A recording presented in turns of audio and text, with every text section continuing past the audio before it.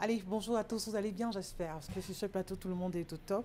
Voilà, il n'y a qu'à regarder les visages que vous décorerez tout à l'heure pour comprendre qu'ici, c'est toujours au top. Hein, on va toujours bien, on garde toujours ce sourire parce qu'il faut retenir une chose, toujours rester debout quoi qu'il arrive parce que demain sera forcément meilleur. Il faut se donner toutes les possibilités. Allez, bien le bonjour à vous. Merci de nous rejoindre ce matin sur Equinox Télévision 10-12, le Zénith qui démarre donc à l'instant. Vous vous installez comme il se doit parce qu'ici, vous êtes chez vous, vous êtes en famille et on le dit si bien, le linge sale se lave en famille. Ça veut donc dire que tous les tares, tous les problèmes qu'on a dans la société, on se permet de les laver aussi ici, de pouvoir en débattre. Voilà, chacun donne son point de vue, les points de vue qui sont quelquefois divergents, mais on est obligé de les respecter parce que ce sont les points de vue des uns et des autres, chacun étant suffisamment mature pour assumer ses propos. Nous, sur ce plateau, comme vous qui nous regardez à la maison, dans le bureau, voilà, un peu partout. Beaucoup de courage à toutes ces personnes qui ont dû braver les intempéries ce matin pour vaquer à leurs occupations. C'est aussi ça, la saison de pluie. Allez, allons accueillir comme il se doit toute cette équipe qui m'accompagne ce matin. Bonjour à Emmanuel Wapi, c'est d'ailleurs lui qui est au centre, parlons de l'équipe technique qui nous permet d'avoir une très belle production de cette émission. Charlemagne Bachouela, Pamela Fomen également, Roman Mengan Kanje et Dominique Audrey Oyengela qui était morte de rire tout à l'heure, je ne sais pas pourquoi. Ça va, tu vas bien? Oui, ça va, Isabelle. C'est juste que je discutais avec une dame qui souffre de ragot et un certain nombre de choses. Mais bon, ça va. Bonjour. Bonjour aux téléspectateurs. Ah, des histoires. Donc, ce matin, on a une femme qu'on va appeler Karine. Voilà, disons Karine, bonjour, je suis une Karine jeune ne seront femme. pas contentes, hein, surtout si l'histoire ne va pas dans un bon sens aussi. Bon, ça dépendra, hein. Ça dépendra du bord par lequel on va prendre le cas ce matin. Bonjour, je suis une jeune femme de 35 ans, j'ai honte. Je me suis mariée avec mon époux, ça fait cela 17 ans. Et j'ai fait une erreur que je regrette. Elle a 35 ans. Oui, elle a 35 ans. Elle s'est mariée. Quand on bon prend les notes comme ça, là, maman. Qui commence à noter l'âge de la dame. J'espère qu'elle ne regarde pas l'émission. Hein. 35 ans, 17 ans de mariage. J'ai fait une erreur. Je regrette beaucoup. Depuis les 17 ans de mon mariage, mon mari a sorti toutes les petites filles de la ville dans laquelle nous vivons. Et il a 2 enfants dehors avec 2 mères différentes. Pour le premier enfant, il m'a juré que c'était un accident. Et la deuxième fois, j'ai dû me plaindre en sa maman. Et il a dit que je suis nulle au lit. Je ne sais pas entretenir un homme. Après combien de temps de mariage? Et à chaque fois, je fais des choses mal. Il rentre, il met mes affaires dehors. Il me rappelle toujours que je ne lui sers à rien. Bref, à chaque fois, il mettait mes affaires dehors, je prenais la voiture et j'allais toujours chez sa mère qui me ramenait dans mon foyer le lendemain. À chaque fois, c'était comme ça, le même cycle. On a des problèmes, il me chasse, je vais chez ma belle-mère, il revient. J'ai donc connu dans la ville un homme qui est devenu mon ami. Et à chaque fois que j'avais des problèmes avec mon époux, j'appelais le monsieur. Bref, je suis tombée enceinte de ma dernière fille et j'ai arrêté la relation avec le monsieur quand j'ai accouché. Et comme d'habitude, mon enfant a été reconnu par mon mari. Et j'ai oublié un truc, j'ai l'acte avec mon mari. Actuellement, l'enfant a 1 an. J'ai oublié un truc. Oui, ce qu'elle a oublié, c'est qu'elle avait un acte de mariage avec son mari. Donc, l'enfant ressemble trop à cet homme. Quand je regarde mon enfant, je ne vois que cet homme. Et lorsque je regarde mon époux, j'ai pitié de lui. J'ai plus la paix du cœur. Et le jour où le monsieur a vu l'enfant, il a su que c'était son enfant. Et aujourd'hui, il réclame cet enfant. Il menace même de dire à mon époux que, en fait, il est le véritable père de ma dernière fille. Je rappelle que j'ai 6 enfants dans mon foyer. Je ne sais pas comment gérer cette situation. Aidez-moi. Je sais que j'ai fait un truc grave. Les 5 enfants sont de monsieur. J'ai l'impression que cette semaine... Oui, son mari... Dans le mariage, j'ai l'impression que cette semaine, Dominique Audrey...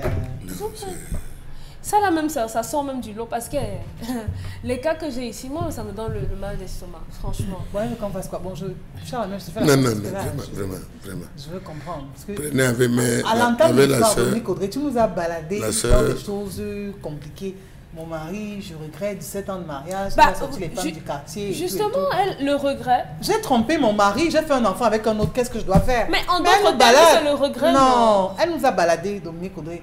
Mon mari a fait ci. Dernièrement, vous il êtes a- très- vous êtes Quand- très- si vous je êtes l'avais très à dit. cheval Il était sur avec les toutes mots, les hein. femmes du quartier, il a Non, non. touché tel.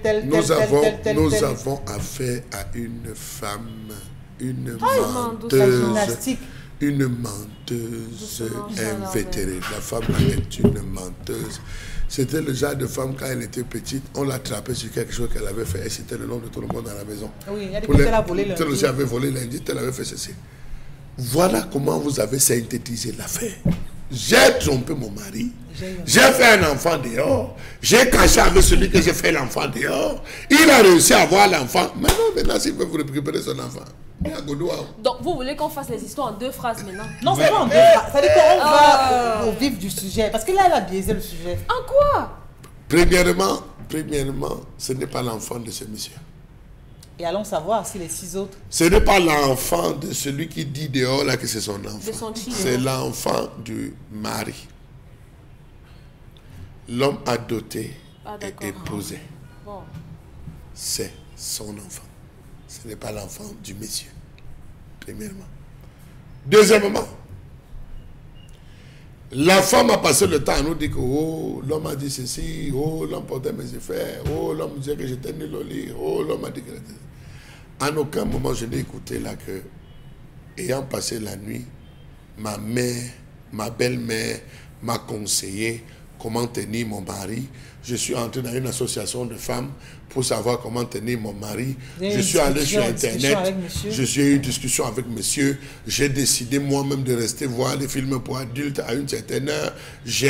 En aucun moment, elle ne nous a dit. Au contraire, voilà donc les femmes adversaires que nous avons. Au lieu de gérer le conflit avec son mari, elle est entrée en adversité en allant chercher celui chez qui elle allait plutôt démontrer son élévation interféciaire que son mari. Une épaule pour... On laisse le problème pour aller chercher la solution dehors. Cette femme, elle est complexée, elle est frustrée. Elle est frustrée, je peux vous rassurer. Et cette femme ne sait même pas ce qu'elle est allée chercher dans le mariage. Elle ne sait pas. Ça fait 17 ans. Tout ce qu'elle porte, tout ce qu'elle vomit là à l'endroit de son mari, c'est ce qu'elle est. Tout ce qu'elle vomit. Oh, il a couché avec toutes les femmes du quartier. Au lieu de t'occuper de tes 3 enfants, il est chez qui? Ses 5 enfants. Il est chez qui? Chez Bernadette. Il est chez qui? Chez Paulette. Ton sol de la salle. Les araignées, les toiles d'araignée sont dans toute la maison. Tu ne parviens pas à faire la propreté chez toi, à faire à manger chez toi, à mettre la maison à jour. Tu es en train de contrôler ton mari dans tout le quartier. Tu n'es pas marié.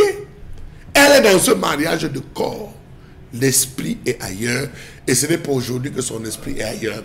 Voilà une femme qui est devenue touriste et visiteuse. Qui a pris un malin plaisir à nous dire, chaque fois qu'on met mes effets dehors, je pars chez ma belle-mère, elle me ramène le lendemain dans mon foyer. Il n'y a rien dont vous sentez qu'elle n'a même pas l'intention de vouloir changer.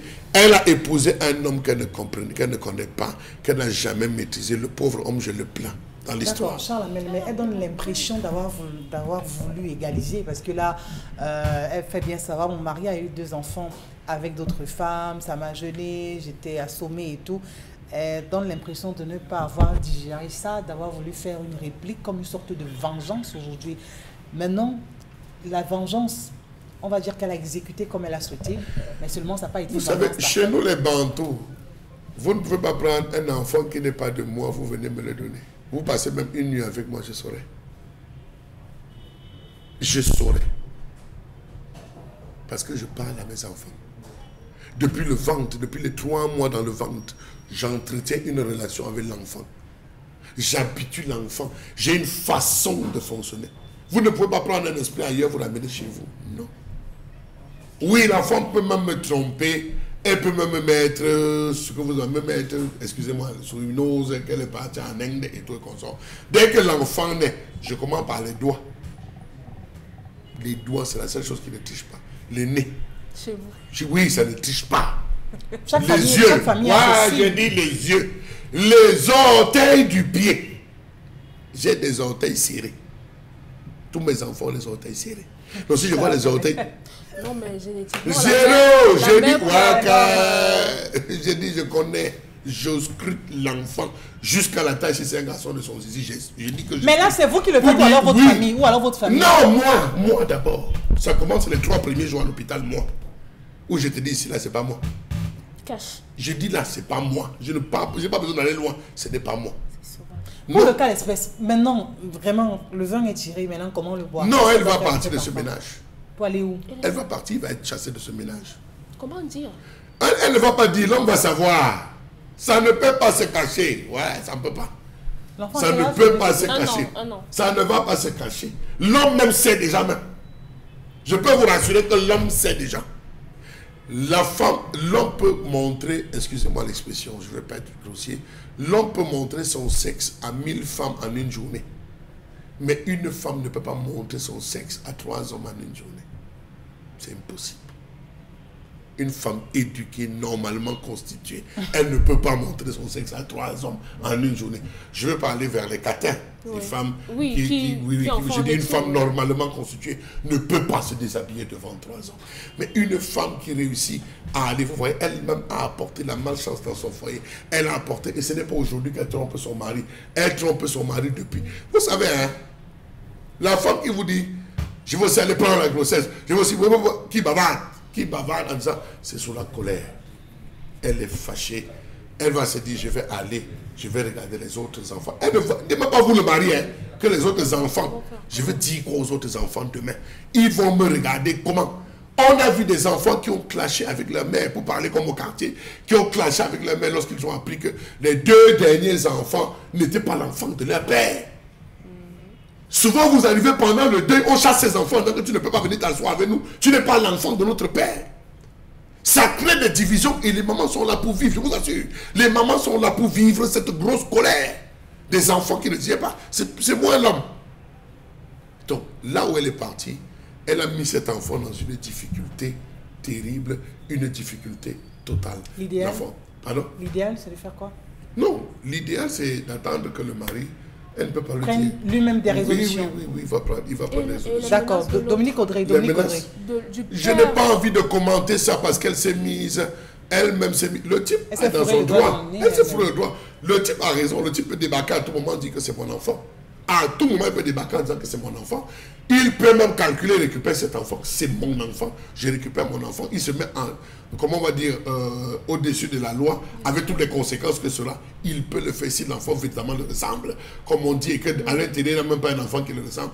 On a vu des situations comme ça dans les quartiers où l'homme vient avec toute sa famille. Il vient pour que chez la femme dit que monsieur, vous avez un produit qui n'est pas de moi. J'ai sorti votre femme tant. Allez me porter plainte, je suis prêt à suivre, mais remettez-moi mon enfant. Donc on a vu souvent des cas. Et ça divise la famille une fois pour toutes. Donc cette femme... Alors Dominique Audrey, vous, qu'est-ce que vous avez dit à cette femme qui a du mal à avouer qu'elle s'est elle-même livrée à des jeux interdits, qu'elle a eu une infidélité féconde, je préfère dire ça comme ça? Je lui ai dit qu'elle a commis une grosse erreur. Au départ, on peut... Erreur ou faute? Bon, c'est la même chose, non, mon père? Ok. Qu'elle a commis une grosse faute, une faute irréparable, parce que, voilà, les conséquences sont visibles et palpables. Au départ, certainement, elle cherchait une oreille sur laquelle pleurer. On a tous, à un moment donné, dans notre vie, besoin de quelqu'un à l'extérieur pour pouvoir nous écouter. Mais, parfois, après avoir écouté, il y a des choses qui naissent. Les femmes ont du mal parfois à faire le distinguo dans l'amitié homme-femme. Les conseils que votre ami garçon vous donneront l'impression que lui, il est l'homme parfait, l'homme qui peut vous protéger, l'homme qui peut vous empêcher de souffrir, contrairement à celui qui, par ses agissements, vous pousse vers son épaule. Et malheureusement, elle s'est retrouvée dans cette situation où on est passé de l'amitié à une relation amoureuse, sexuelle et tout ce que vous voulez, une relation interdite.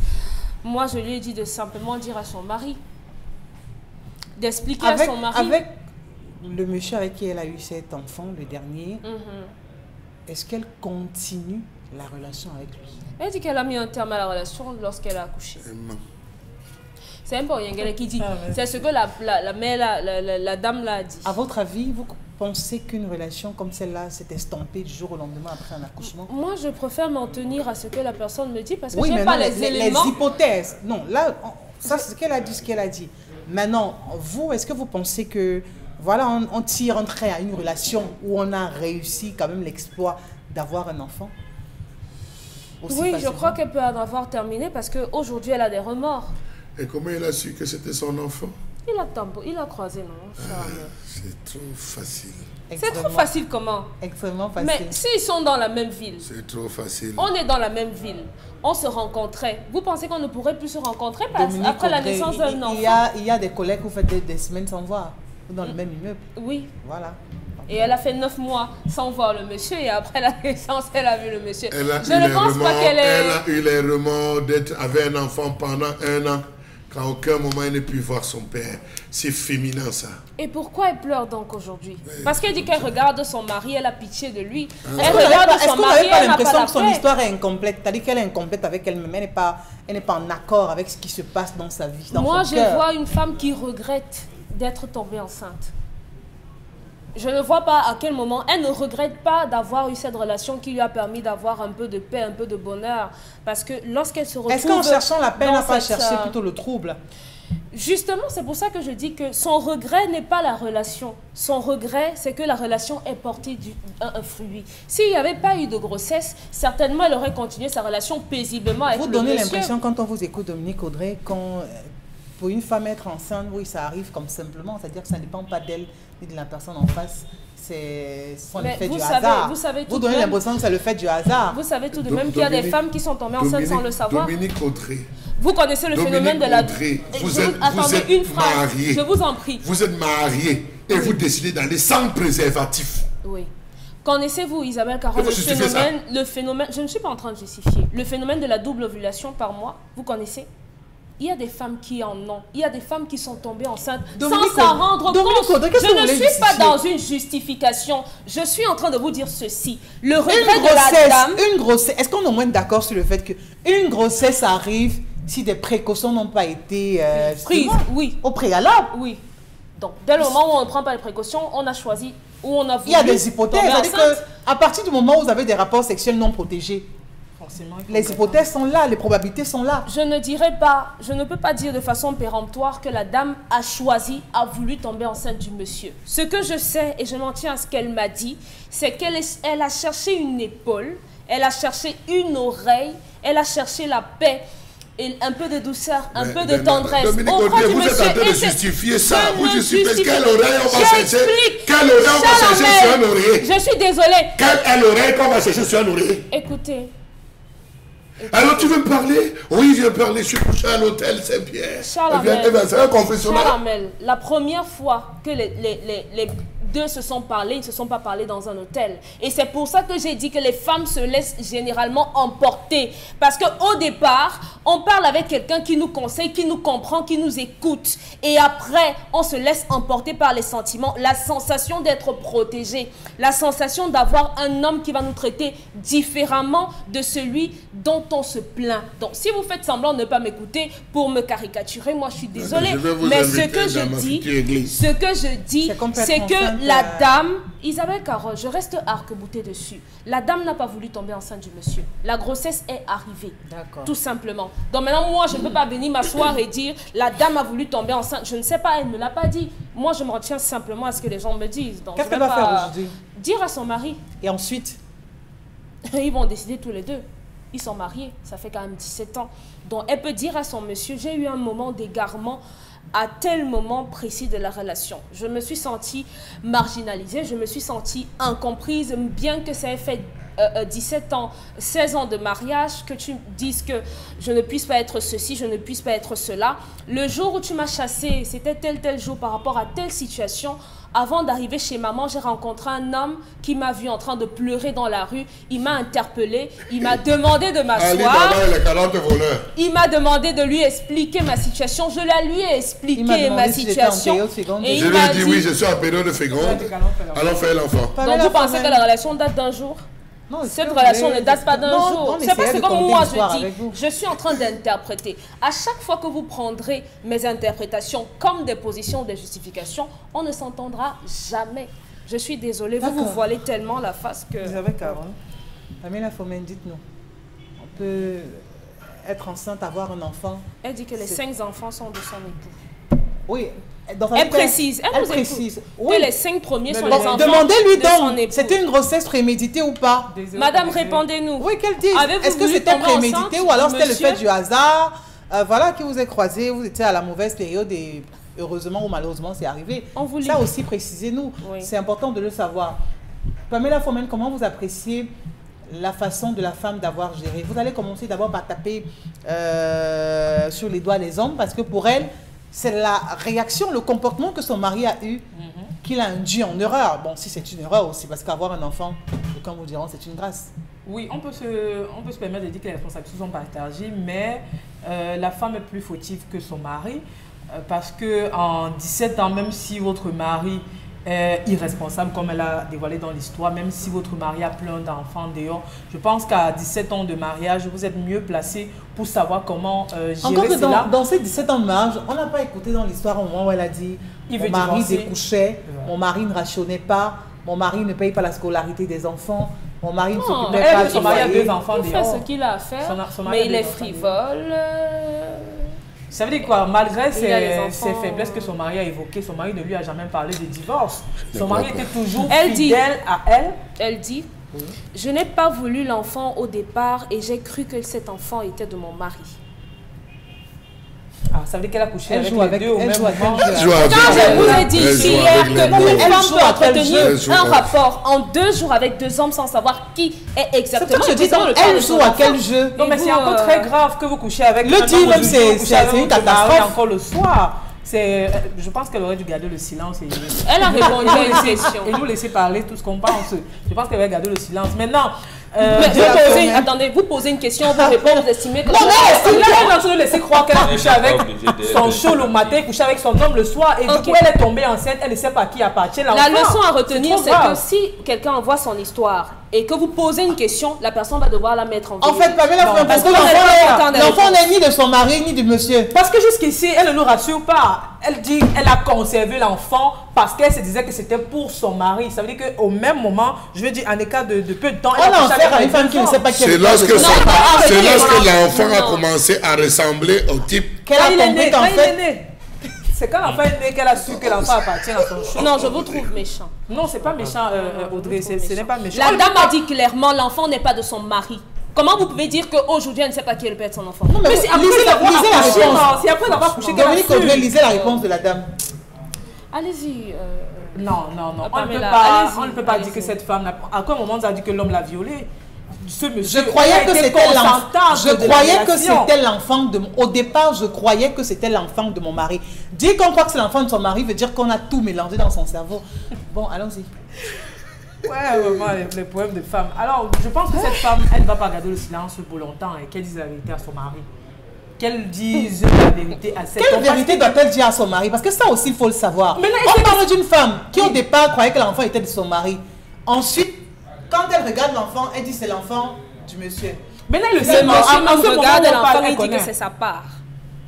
Attendez. Tout comme le père peut regarder l'enfant et dire que c'est son enfant aussi. Mais en ce moment, elle dit que l'enfant appartient à cet homme qui n'est pas son mari. Elle est maintenant sûre que ce n'est pas lui. Et si maintenant le monsieur lui dit qu'il va dire à son mari, ça veut dire que devant le monsieur, elle a acquiescé que oui, effectivement, c'est ton enfant. Non, elle est confuse elle-même. Que la femme dise, si elle est sûre, comme les a dévoilé dans l'histoire, elle est sûre que l'enfant appartient à cet homme. On est toutes des femmes, on est sûr dès le départ. C'est-à-dire qu'à partir du moment où vous êtes enceinte, vous êtes sûr que l'enfant est de X. Si après la naissance de l'enfant, 1 an plus tard. Comment vous dites ça? Oui. On a eu des cas ici où une femme vous dit qu'elle ne sait pas qui est le père de son enfant. Non. Mais ce qu'elle dit donc, qu'elle affirme. Elle a affirmé que l'enfant n'est pas de son mari et elle a pitié de ce dernier. Elle connaît déjà qui est le père, il ne faut pas qu'on... Elle a dit au départ, je croyais que c'était l'enfant de mon mari. Je ne voulais pas l'enfant. Et lorsque la grossesse est intervenue, je me suis dit que l'enfant était de mon mari. Mais plus haut dans l'histoire, la dame a été suffisamment claire. L'enfant, le dernier enfant que j'ai n'est pas de mon mari. Isabelle Carole, elle est allée plus loin. Est-ce que c'est chinois? C'est quand même un blasphème pour l'institution qu'est le mariage. De dire j'ai pitié de mon mari. J'ai pitié de mon mari. Pas d'elle. Et puis maintenant, il faut s'interroger à quel moment l'homme entre dans sa vie, ce monsieur. Ça pourrait être, si c'est un ami d'enfance, ça pourrait être compréhensible, peut-être il se connaît, ça fait longtemps. C'est-à-dire que c'est un homme qui l'a approché. C'est facile quand on non, pas ça, pas ça Isabelle. Si c'est un ami d'enfance, il y a des choses qui ne pourront pas arriver. Vous verrez des hommes qui vont vous dire, je ne veux pas que ma femme ait un ami garçon. C'est normal parce qu'il connaît qu'entre amis garçons, plein de choses peuvent se passer. Maintenant, elle a une situation difficile, elle rencontre un homme. Quand elle rencontre l'homme, forcément, elle va lui raconter toutes les faiblesses de son mari. Mon mari est ceci, mon mari m'insulte. C'est un avantage pour cet homme qui vous veut parce qu'il va vous prouver que vraiment votre mari... le nombre de temps qu'a duré cette relation extra. Naturellement, quand vous avez dit que non, mon mari est ceci, il rentre tard, il couche avec toutes les filles au quartier, l'homme qui est en face de vous va vous rassurer qu'en réalité, il n'est pas cet homme. Parce que justement, il veut vous avoir. Ça, c'est une faiblesse. Maintenant, cet homme qui ne sait pas comment dire à sa femme des choses ou bien lui apprendre des choses, je ne suis pas en train de justifier l'acte de la femme. Peut-être c'est parce que son homme n'a pas pu la tenir qu'elle s'est lancée dans les bras de quelqu'un d'autre. L'homme pourrait lui apprendre ça autrement. C'est vraiment la question. Oui. On devrait avoir pitié de qui ou qui devrait avoir pitié de qui? Cette femme. Parce que quand la dame dit j'ai pitié de mon mari, c'est pas péjoratif. J'ai pitié de mon mari dans la mesure où quand je regarde comment il aime cet enfant, ça me fait mal quand je vais lui dire. Non, mais j'utilise les mêmes expressions qu'elle. J'ai pitié de mon mari. Les mots, on les contextualise. On sait ce que contient la pitié. J'ai pitié. Je pense que cette femme devrait avoir pitié d'elle-même, pas de son mari. C'est connu de tous, vraiment. Ça ne dit rien à personne qu'un homme fait les enfants dehors, 3 4 enfants. C'est connu de tous, vous voyez. Maintenant, quand une femme est mariée, elle a entretenu des rapports sexuels avec cet homme, encore qu'on connaît les moyens pour lesquels on ne peut pas tomber enceinte. Elle est tombée enceinte, elle nous dit qu'elle ne sait même pas. C'est peut-être après 1 an qu'elle a su. Et elle a pitié de son mari. Vraiment, c'est trop d'audace. Cette femme, elle est très dangereuse pour son mari. Bon, Megan, elle devrait faire le Ngambi au départ. Toutes des 3 devraient faire le Ngambi. C'est l'homme, la relation extra-conjugale, la dame en question, le mari, qui? Non, c'est l'homme qui devait faire le Ngambi. C'est-à-dire, ça me rappelle mon histoire. C'est que je suis sorti de l'école classique au cours élémentaire première année. C'était à l'époque de Mamadou et Bineta, lisent et écrivent couramment. Et je justifiais mes échecs en disant, quand papa dit, papa, j'ai dit qu'une tamar aussi a échoué. Donc, nous, on était premier ou deuxième parmi les échoués. C'est comment, j'ai dit, une tamar aussi a échoué. Bon, vous voyez, cet enfant, cette fille, elle écoute. Ma fille, je vais devoir te le dire franchement, mais de manière dure. Tu es pala. C'est une fille et elle sait. Son discours dans le mariage, c'est que tu as volé ma jeunesse. Tu as volé ma jeunesse. Tu as volé ma jeunesse. C'est ça, voilà son discours. C'est-à-dire, comme disait Charles Hamel, elle était là de corps, n'a jamais été là d'esprit. Donc elle n'a jamais aimé cet homme pour vous? Elle n'a jamais aimé. 17 ans après? Elle s'est mariée à 18 ans. Elle a 6 enfants. Et elle dit, tu as volé ma jeunesse. Tu as volé ma jeunesse. Donc, elle n'est pas là. Elle n'est pas là. Maintenant, et c'est pour cette raison qu'elle dit, elle ne nous rapporte pas ce que sa belle-mère lui disait. Elle ne nous rapporte pas ce que sa propre mère lui disait. Parce qu'elle dit, j'étais quelquefois chez ma maman, quelquefois chez ma belle-mère. L'une ou l'autre me ramenait toujours. Les 2 mamans-là ne te disaient jamais rien. Et elle fait exprès de ne rien nous dire de ce que... Donc elle nous dit ce qui l'arrange, quoi. Non, elle justifie son infidélité qui la rattrape. Parce qu'en fait, elle est là, c'est elle qui souffre. C'est elle qui souffre. Elle dit que j'ai triché même pourquoi. J'ai triché même pourquoi. Voilà que...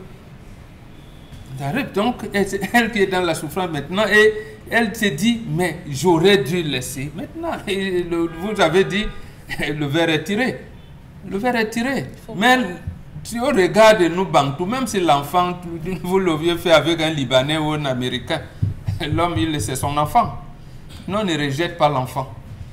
Il y a même des rituels qui vont le légitimer dans la famille. On ne rejette pas. Et sur le plan même de la loi, c'est l'enfant de l'homme. Et c'est toi qui assumeras. C'est-à-dire que dire au mari, écoute, vraiment, ce dernier enfant n'est pas ton enfant, Quand on finit de dire ça, qu'est-ce qu'on fait?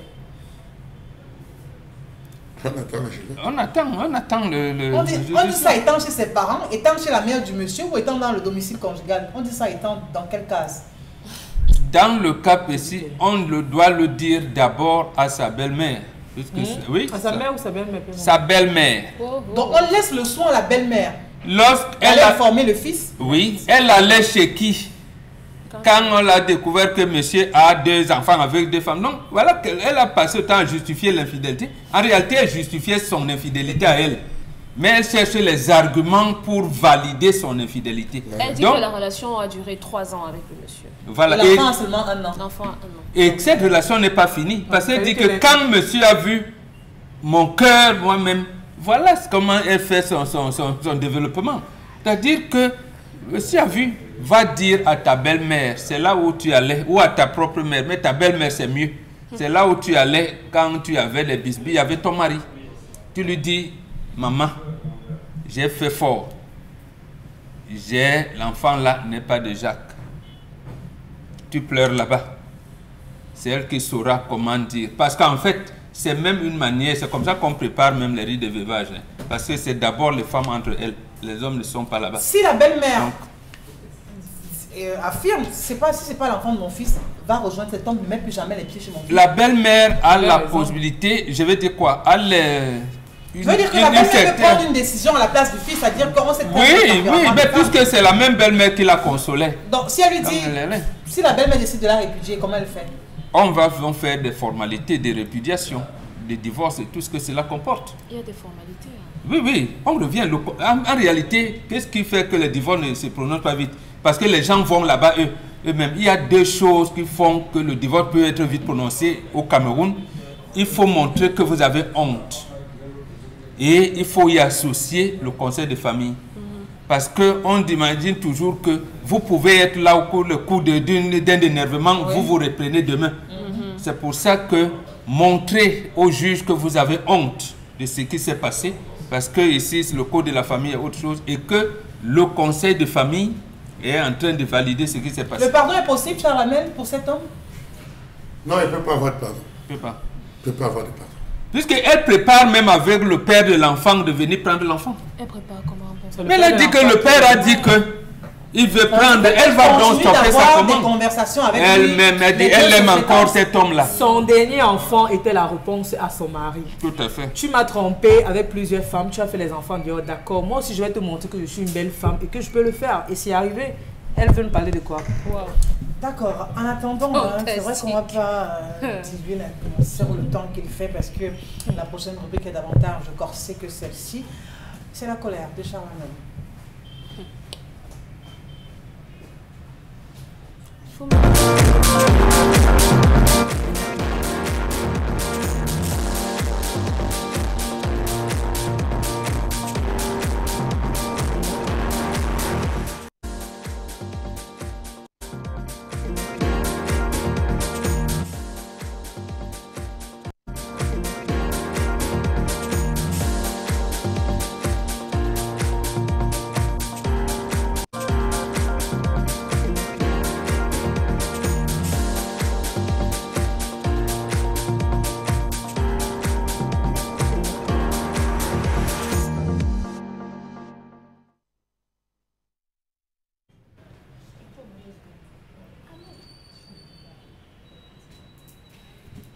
Je m'interroge ce jour sur la question du non-respect de procédure par la Nord au sujet de la commercialisation de certains produits au Cameroun.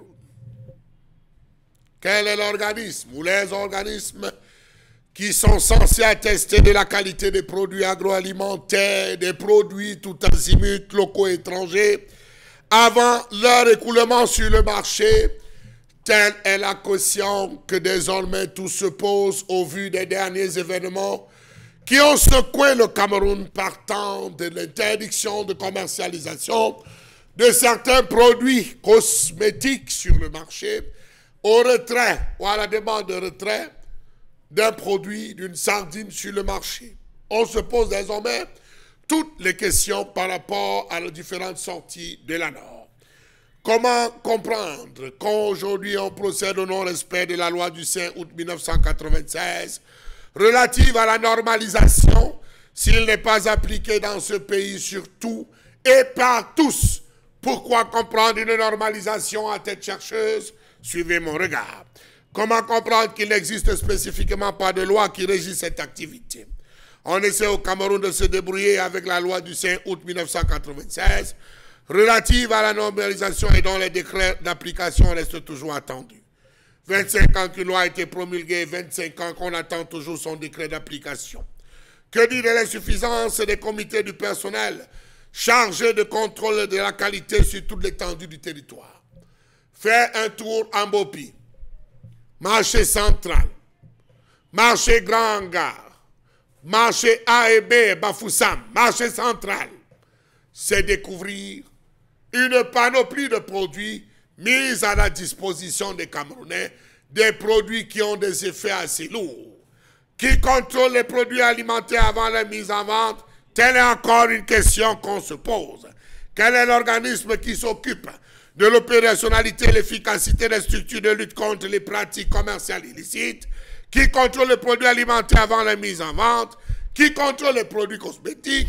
Quelle confiance accorder aux différentes vignettes, notamment celle de la Nord? Question. Quel est donc le rôle de la Commission nationale de la concurrence, la recherche, la constatation et la répression des infractions en matière de concurrence, dont les missions portent sur la surveillance métrologique des marchés, lutte contre les pratiques commerciales illicites, contrôle des normes et qualité des produits mis en marché? Question.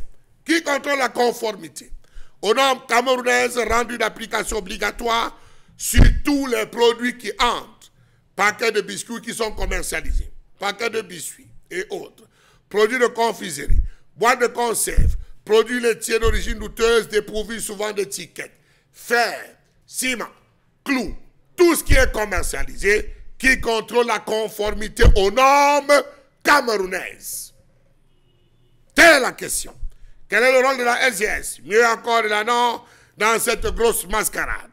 Depuis un certain temps, la Nord est présentée comme un organisme de répression qui agit dans un désordre, une cacophonie sur le plan structurel, dans bon nombre de procédures. Rappelons-nous la dernière algarade dans le ministère de la Santé et les promoteurs de produits cosmétiques dans ce pays qui ont préféré aller déposer les produits à la Nord plutôt qu'au LANACOM. On a vu la Nord prendre des positions alors que c'était du ressort du LANACOM. Rappelons-nous il y a peu du retrait de produits, la sardine Papa Nono, sur le marché camerounais. On a fait état, on a décrié. Question, existe-t-il une norme sur la sardine dans ce pays?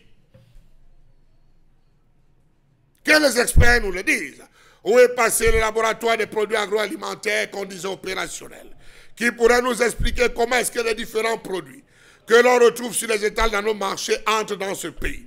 Il est une habitude de développer dans ce pays qui finit désormais par assez prudent. Comment comprendre qu'on sait les commerces des jeunes débrouillards? On les voit se balader dans les rues avec des quincailleries diverses, dans les pousses. Ils ont tout. Des clous, des fers, des marteaux, des débuts de ciment. D'autres se retrouvent à avoir des ampoules. On les voit commercialiser et on a vu des brigades descendre, les accusant de commercialisation de produits frauduleux au moment où ils pointaient le doigt accusateur sur les fournisseurs, grossistes et fabricants dans ce pays. Sur le long d'écoles publiques, on a raflé tous les vendeurs. Ceux qui avaient la quincaillerie disaient qu'ils vendaient des produits frauduleux qui ne respectaient pas les nombres. La dernière descente, c'était les prises électriques, les rallonges électriques qu'on disait contenir un matériau pas sérieux. Ils ont tous décrié, pointé du doigt leurs fournisseurs, pointé du doigt leurs grossistes. On a dit non, monsieur, c'est vous, vous allez vous ravitailler ailleurs. Eux, ils n'ont pas de problème. On l'a vu au niveau des fers. Un fer de 6 qui n'était pas 6, un fer de 10 qui n'était pas 10. On a ramassé tous les détaillants. On a scellé les quincailleries dans les quartiers, même lorsqu'ils pointaient du doigt en disant voici les factures, on a payé chez tel, voilà l'entête, voilà son nom, repartez plutôt là-bas, scellé, parce que tant qu'il existe chez nous, ils sont passifs. Comment comprendre qu'à ce niveau-là, non, on n'intervient pas? Comment comprendre qu'à ce niveau, jamais la NOR n'a fait une sortie pour tout autre, pour tous les différents types de produits incriminés tout à l'heure? Mais on l'a vu intervenir sur les produits cosmétiques, on l'a vu intervenir sur les produits agroalimentaires. Question, l'ANOR est-il encore dans son rôle? Comment comprendre l'intervention de l'ANOR? C'est ces derniers jours, alors qu'on sait que l'importateur présente les produits selon les normes du pays d'importation. Lorsqu'un produit arrive, vous voulez le commercialiser, vous présentez parmi les documents présentés au niveau des services de la douane la norme selon le pays d'importation. Vous présentez tous les documents. Pourquoi est-ce que ces documents validés avant introduction des dits produits sur le marché ne voient pas l'intervention de la norme? Pourquoi est-ce que la norme attend l'écoulement déjà sur le marché pour faire sa sortie, alors que c'est en amont qu'on aurait dû voir les services de la norme? Pourquoi est-ce que la norme n'intervient pas à ce niveau pour intervenir en définitive sur le marché? Comment comprendre ces réactions de la norme sur les produits agroalimentaires ces derniers temps, alors que son champ d'action, son spectre d'action est très large? Comment comprendre ces multiples produits périmés, contrefaits propres à la consommation, qui sont commercialisés dans les brocantes? Est-ce qu'ils répondent aux normes camerounaises? On connaît les normes européennes, on connaît les normes chinoises, on connaît les normes américaines. La norme camerounaise, comment est-elle matérialisée? Faites le tour dans les principaux centres commerciaux pour identifier la qualité des jus de légumes, miel, mélange de nectar de fruits, riz, margarine, huile végétale portant des noms bizarres, des mayonnaises, biscuits, beurre, lait concentré sucré, fromage, crème destinée. Vous comprendrez effectivement qu'aujourd'hui, si réellement la norme est dans son champ d'action, elle s'est éloignée parce qu'il y a son spectre et il y a une autre facette qu'elle a choisi de ne pas regarder, et ce qui amène désormais à s'interroger sur la valeur de ses actions, sur l'authenticité de ses actions, qui donneront peut-être l'impression d'être à tête chercheuse. Alors, merci à vous, Saroné, pour cette colère très volontaire dans tous les cas. Bon, Mengane, comment comprendre ce jeu? Parce qu'à la fin, on a l'impression que c'est un jeu, on fait une fixation sur certains produits dans certains secteurs bien précis. Mais chez d'autres secteurs, on a l'impression d'être complètement aveugle, de ne rien voir, de ne pas prendre la température, de ne même pas s'intéresser à ce qui se passe, de laisser les choses se faire vraiment comme les uns et les autres l'entendent. Oui, je pense que ce serait mieux, il aurait été mieux de laisser comme ça, que les choses se fassent. Non, le véritable problème, c'est que nous jouons. J'observe ça, même dans les réseaux sociaux, partout, les débats, même à l'université. Chacun a pris le qualificatif d'évolué républicain, sans savoir le contenu qu'on y met.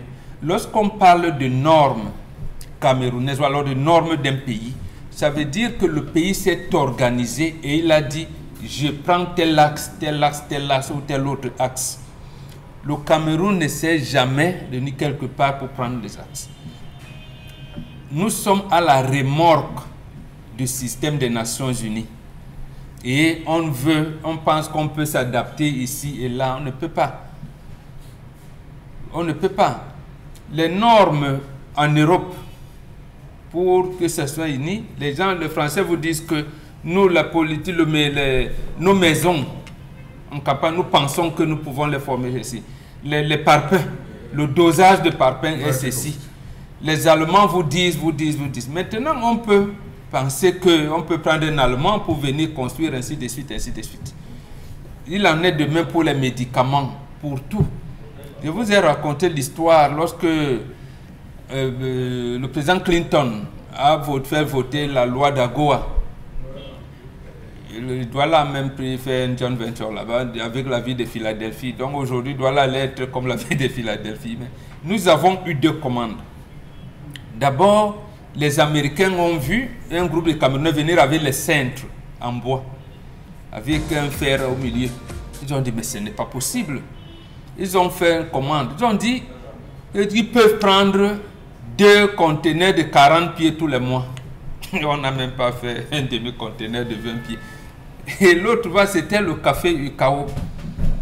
On voulait combien de nombre de conteneurs, on n'a pas pu livrer aux normes américaines. C'est cela. Et c'est là où la Chine est venue le prendre. Nous, on avait nos maisons en paille au village. Les Allemands sont venus avec donc une architecture. Nous avons dans le Grand Nord une certaine architecture, dans les Grassfields une certaine architecture. Je vais parler de maisons traditionnelles et tout. Et au moment où le gouvernement nous dit matériaux locaux, est-ce que ça veut dire les briques? Ça veut dire les planches?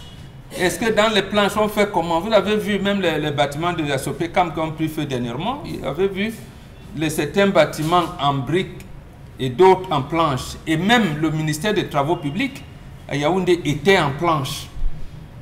On aurait dû avoir les cités SIC en planche ou en briques. S'il avait existé des normes. Voilà, s'il avait existé des normes. Exactement. Donc maintenant on vous dit non, on construit en parpaing. Et même les trucs. Donc voilà comment on ne reste pas pour définir l'architecture des maisons qu'on peut avoir. Nous avons l'Institut de recherche médicale et d'études de plantes médicinales qui a travaillé de 1972 à 1975, a pris un certain nombre de choses. Mais quelle est la norme en matière de médicaments? Ngewa Omer avait commencé à l'époque pour les sirops pour enfants.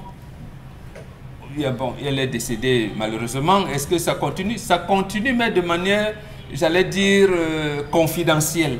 Donc, nous sommes à la remorque. Étant donc à la remorque des normes qui nous viennent ailleurs, nous avons 6 ans, j'avais dit 6000 ans de retard. 6000 ans de retard. Donc, et nous, on pense pouvoir rattraper. On ne peut pas. On ne peut pas. Vous ne pouvez pas entrer avec le miel dans l'espace Schengen ou aux États-Unis. Mais nous, on vend le miel partout ici. Bon, à quelle norme? Le miel vient là, bord de la route, ça vient de Binkanga, ça vient de sous nous-mêmes, on fait. Il n'a pas de norme. Vous voyez, c'est un peu difficile. Donc, nous, c'est la foutaise. Hein. C'est la foutaise et... Bon, malheureusement, ceux qui ont un peu... Seulement au moment où les conséquences sont directes parce qu'on sait très bien si des personnes consomment des produits avariés ou qui ne respectent pas une certaine norme et tout, on sait très bien que c'est la santé également qui devient tout de suite fragilisée. L'économie tout aussi prend un coup parce que si les choses sont faites de manière frauduleuse, ça pose un problème. Et se laisser aller vraiment auquel la Nord s'expose aujourd'hui, est-ce que ça parce que la Nord ne veut pas travailler non plus. Bon. La Nord vit des subventions de l'État. Vous avez bien fait de prendre ce secteur de... Quand on a dit ici que ne consommez pas l'huile rouge, c'était sur la base de quelle orientation, de quelle norme? Bon, nous on sait que l'huile rouge développe même les capacités de résistance au poison. Ouais. Voilà, mais on vous dit ne consommez pas l'huile rouge. Dans tous les traitements traditionnels chez les bantous, on voilà. associe de l'huile. Et après, c'est le même corps médical qui vous dit l'occidentalisation de votre alimentation augmente le taux de prévalence de diabète et d'hypertension. D'accord. On doit donc manger quoi et comment? Rien ne voit. Donc, on est vraiment largué. Et même les maisons qui s'écroulent, vous avez parlé de la nourriture, oui. Quelles sont les normes? Quand vous faites R+2, quel est le fer à utiliser? Quels sont les clous lorsque vous avez les tollbacks? Est-ce que les tollbacks même que vous voulez utiliser ont quelle épaisseur? Rien. Donc on va comme ça à la remorque des gens, on jongle, plus le détournement. Il ayant mis son lit, bon, on est dans la foutaise, dans la débrouillardise, malheureusement. Même les tombes qu'on creuse là, il doit y avoir des normes. Ce n'est plus que quand la mairie de la ville veut mettre la clôture au cimetière de Nebel, elle a dit oh non, on a cassé, c'est pas possible, mais précisément on parle de normes.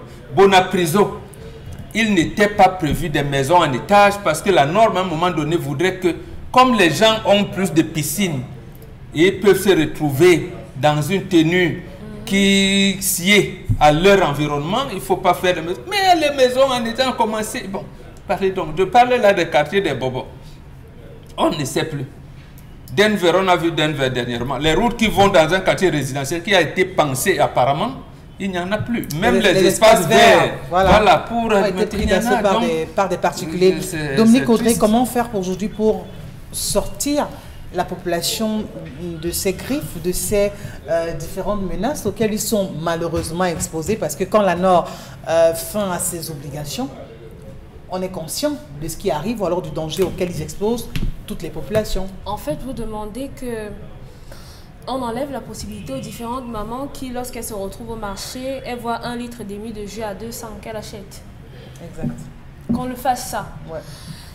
Ce sera difficile, ce sera extrêmement difficile parce qu'aujourd'hui, dans quelques secteurs que ce soit, on a besoin de normes, ça c'est la base. Mais sauf qu'aujourd'hui, on vit dans un environnement où si vous essayez même, si vous tentez de vouloir normer ce que vous êtes en train de faire, on va vous regarder comme si vous étiez un peu fêlé à côté de la plaque. Personne ne va comprendre. Donc si l'ANOR veut aujourd'hui changer les choses, reprendre ses missions premières, le travail va être tellement long. Ça part des produits qu'on importe, ça part des produits qu'on exporte, ça part des produits qu'on fabrique même sur le plan local. Aujourd'hui, tout le monde peut s'improviser tout.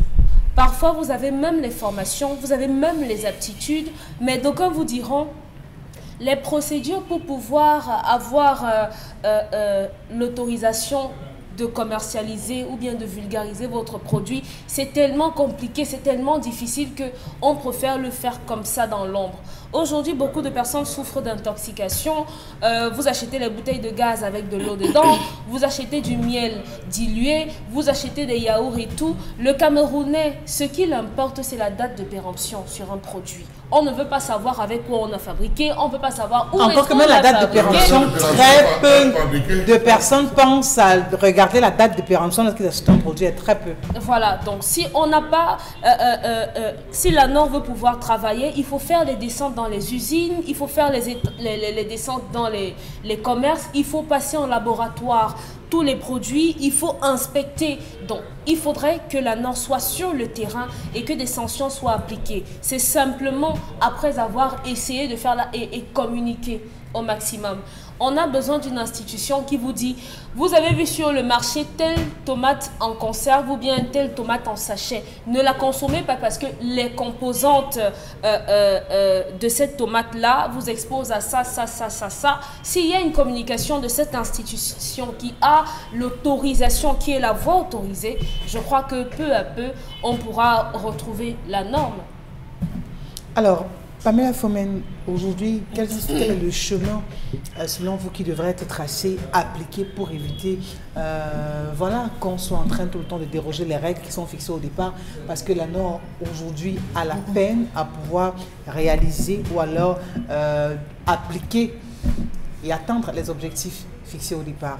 Il va falloir tout simplement que l'ANOR fasse son travail. À ma connaissance, le rôle de l'ANOR de veiller à une transparence, à une impartialité également, à une responsabilité. Maintenant, allez savoir si l'ANOR respecte tout cela parce que il suffit juste que vous ayez fait une filière comme chimie, je dis n'importe quoi, et que vous savez faire du savon ou alors vous savez faire je dis n'importe quoi, du yaourt, et que vous soyez en contact avec un chef d'entreprise, ça serait facile pour vous d'écouler vos produits. Allez dans les supermarchés, vous verrez des produits qui, je ne sais pas, j'ai l'impression que ces gens qui commercialisent cela sont de connivence avec ces filles qui travaillent dans les réunions. Je n'ai rien contre elles, mais quand tu arrives là-bas pour prendre un produit, elles vont te conseiller plutôt autre chose parce que justement, je ne sais pas si ce qu'elles te proposent en réalité est mieux que ce que tu recherches ou alors elles ont peut-être un bénéfice avec cela, mais toujours est-il que ce qu'elles vont vous donner ne seront peut-être pas de très bons produits. On a vu l'ANOR sortir dernièrement lors de l'interpellation du ministre. On avait également avec la sardine Papa Nono, il me semble. Mais jusqu'ici, l'ANOR n'est pas véritablement en train de faire son travail. Vous ne pouvez pas vous retrouver en train d'acheter un produit et vous dites que ce produit que j'achète respecte X et Y principes. Pourtant, il pourrait exister des contrôles de surveillance dans ces différents endroits, que ce soit dans les quincailloux ou alors dans des supermarchés où il devrait avoir un agent de l'ANOR, peut-être pour vérifier de la fiabilité de ce produit afin qu'on ne se retrouve dans des situations inconfortables. D'accord. Dans un très court instant, on reviendra à vous. Ce sera pour lire les messages, pour aussi s'arrêter sur la revue des réseaux sociaux. Interpellation également sera au rendez-vous.